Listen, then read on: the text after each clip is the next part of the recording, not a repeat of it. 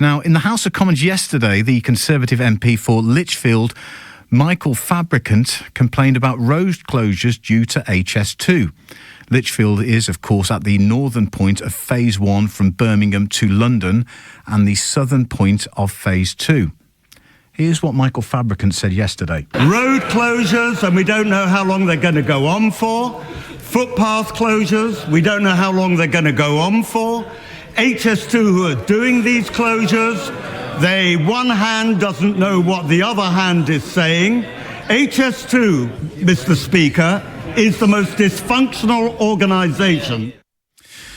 That was Michael Fabricant yesterday, and the Conservative MP for Lichfield joins me now. Good evening, Michael. Hi, Brett. How are you? I'm a bit calmer today. You certainly sounded. You were getting a bit fired up there, Michael. Now, listen, Michael, can we just start with the basics? For listeners who may not know, specifically your constituency, if I can get my words out, Lichfield, part of Phase 1 and Phase 2. Can you just explain the significance of Lichfield for HS2?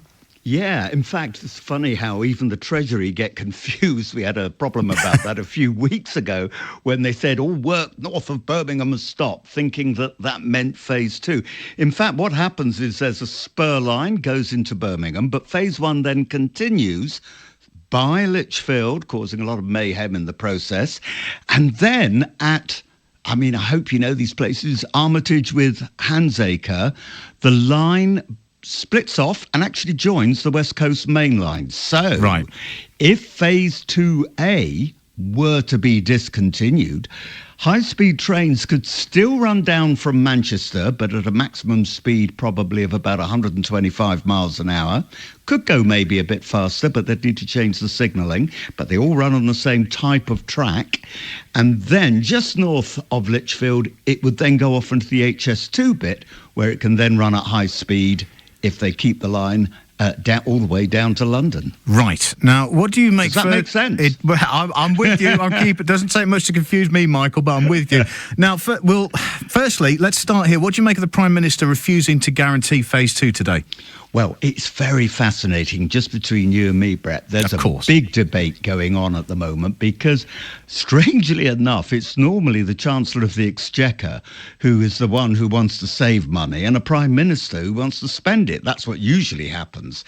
I happen to know that Jeremy Hunt is a huge fan of HS2. He goes on and on and on to me and other people about how when he was living in Japan, he liked going on the bullet train, though what he doesn't mention, because I've been to Japan, is that most trains in Japan, apart from the bullet train, only run at 40 miles an hour, whereas, of course, London North Western go at 110 miles an hour.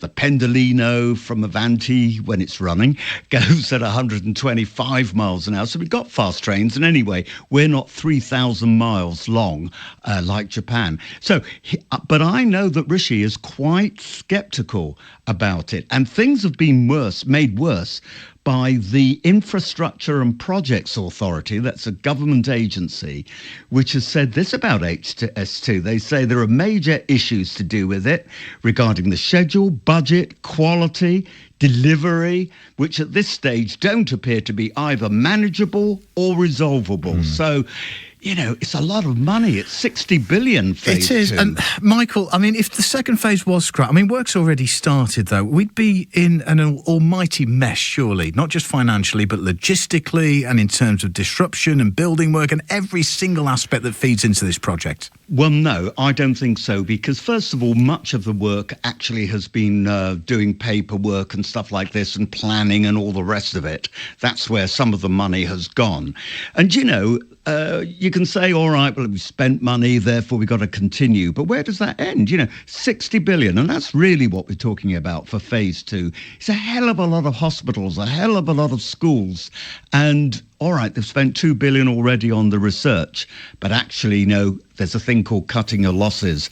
And I think it would make sense for it to finish. It still means that people like Andy Street will be happy because he wanted a good, close connection with London. That leads me to my next thing, because Andy Street fiercely defending HS2, Michael, every step of the way, for tooth and nail to win this once-in-a-generation investment for the West Midlands, I'm reading here. No intention of reopening the argument.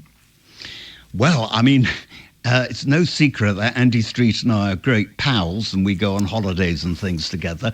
One of the reasons why we remain great pals is that he and I don't discuss subjects we don't agree on. And this is one of them.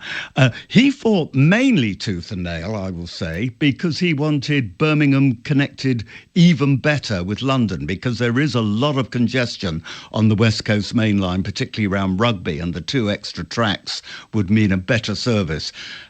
He will say he also wanted better connections with the north. But you know what? I don't think when HSBC decided to move their headquarters to Birmingham, it was because of the link going to the north. So, yeah, interesting one, isn't it? Interesting, yeah. So you don't discuss subjects you don't agree on. Maybe that's where I've been going wrong all these years. Michael, I think it might be. Listen, Michael, stepping back though, and I'm getting messages along these lines, regardless of the argument about phase 1, phase 2. I mean, you know as well as anyone the state the country's in, the cost of living crisis we all face at the moment. And I've been at this radio station now for 17 years, and it looked, from what I remember, HS2, one way or another, has been on the news agenda all that time. There are people saying, what ultimately, this whole project is not necessary, especially when you look at the state of the economy at the moment. And not only that, people have changed their work habits since COVID. A lot of friends of mine don't go into work into the office 5 days a week anymore. They go at odd times of day. 2 or 3 days a week, they work from home. Those people who do have to go into work, like some of them, like builders, for example, and other people like that, they have to use a vehicle anyway and can't go on the train because they've got equipment. So, yeah, I mean, I remember... You used the phrase cut your losses, Michael. Would you scrap the whole thing if you could? If I had my way, I would. And what I would do is spend a little bit of money, and it is just a little bit of money, sorting out where there is rail congestion just south of Rugby, which I think I mentioned earlier on. Once that's sorted, you've got the rail capacity. You know, before COVID, more and more people were using the train. That isn't the case.